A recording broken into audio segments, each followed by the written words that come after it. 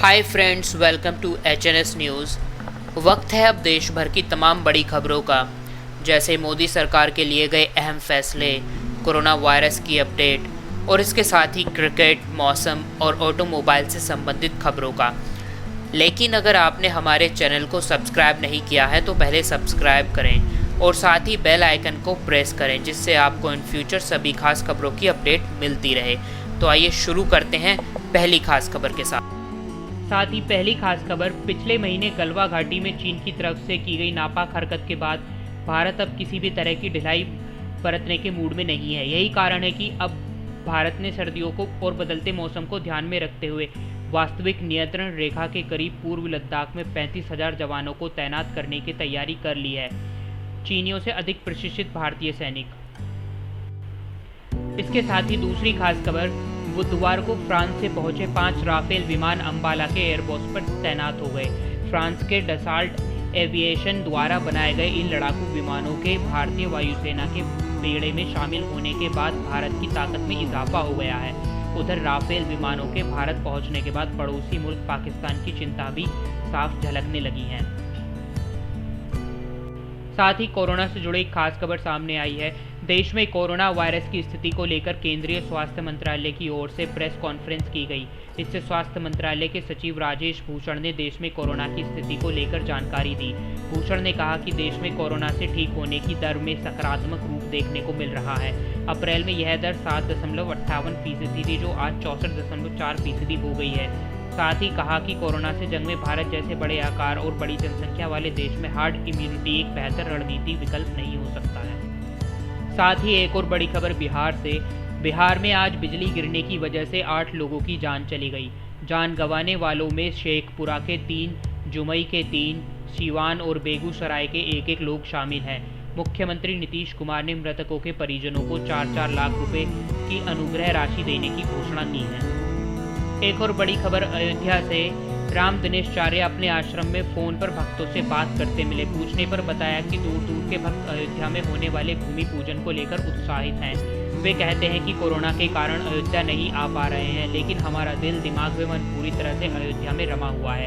राम दिनेशाचार्य स्वामी स्वयं भी आनंदित ये कहते हैं कि मोदी और की योगी सरकार अयोध्या के इस तरह सजाने में जुटी है कि त्रेता युग एक बार फिर जीवंत होता प्रतीत हो रहा है। साथ ही नकली शराब को लेकर पंजाब से एक बड़ी खबर सामने आई है। अमृतसर के गांव मूजल में शराब पीने के बाद 5 लोगों की मौत हो गई। ग्रामीणों के अनुसार मौत जहरीली शराब पीने से हुई, लेकिन पुलिस अधिकारियों के अनुसार मौत केस हुई है। इस बारे में पोस्टमार्टम रिपोर्ट के बाद ही कुछ कहा जा सकेगा। मृतकों की पहचान बलविंदर सिंह, मंगल सिंह, बलदेव सिंह टांगरा, कुलदीप सिंह उर्फ गुरप्रीत सिंह और दलबीर सिंह के रूप में हुई है।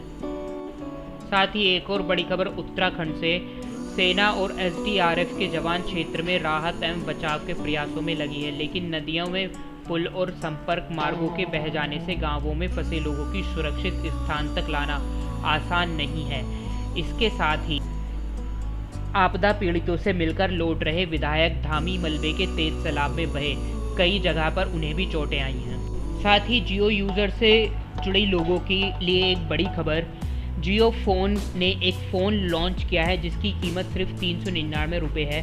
इस फ़ोन में भी 4G LTE का सपोर्ट मिलेगा। इसके अलावा इसमें KaiOS मिलेगा। फ़ोन में इंटरनेट चलेगा, यानी आपको ब्राउज़र और कई सारी ऐप्स मिलेंगी। ये सभी ऐप्स प्री इंस्टॉल होंगे।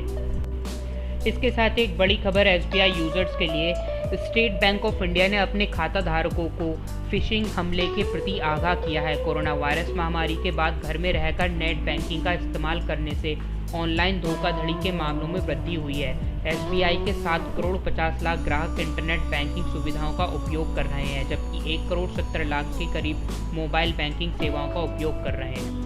साथ ही जम्मू कश्मीर से जुड़ी एक बड़ी खबर, जम्मू कश्मीर में के मई महीने में ईद पर जनता को निशाना बनाने में विफल रहने के बाद आतंकी बौखलाए हुए हैं। 5 अगस्त को जम्मू कश्मीर में अनुच्छेद 370 खत्म होने की पहली वर्षगांठ और अयोध्या में राम मंदिर के निर्माण का कार्य शुरू होने पर अफगानिस्तान के जलालाबाद में पाकिस्तान सेना के स्पेशल सर्विस ग्रुप द्वारा प्रशिक्षित तालिबानी आतंकवादी अब भारत के कुछ हिस्सों में हमले की साजिश रच रहे हैं। साथ ही सुशांत सुसाइड केस से एक और खबर, सुशांत सिंह राजपूत के पिता ने स्वर्गीय बेटे की प्रेमिका रिया चक्रवर्ती के खिलाफ आत्महत्या के लिए उकसाने के आरोप के तहत प्राथमिक दर्ज की थी। इसके बाद रिया ने सर्वोच्च न्यायालय में एक याचिका दायर कर केस मुंबई ट्रांसफर करने की गुहार लगाई थी। अब सुशांत सिंह राजपूत के परिवार ने गुरुवार को रिया चक्रवर्ती की याचिका पर सुप्रीम कोर्ट में एक कैवियट याचिका दायर की है। और अंत में एक खास खबर क्रिकेट से। जी हाँ, IPL का 13वां सत्र UAE में खेला जाना तय हुआ है। ऐसे में फ्रेंचाइजियाँ इस बात पर ध्यान दे रही हैं कि जिस दिन मैच नहीं होगा उस दिन खिलाड़ी क्या करेंगे। इसका एकमात्र कारण है कि कोविड-19 के कारण मौजूदा स्थिति को देखते हुए खिलाड़ी होटल के बाहर नहीं जा सकेंगे, जैसे कि वे पहले के सीज़न में किया करते थे। वहीं BCCI ने अभी तक टीमों को परिवार साथ ले जाने के संबंध में मंजूरी नहीं दी है।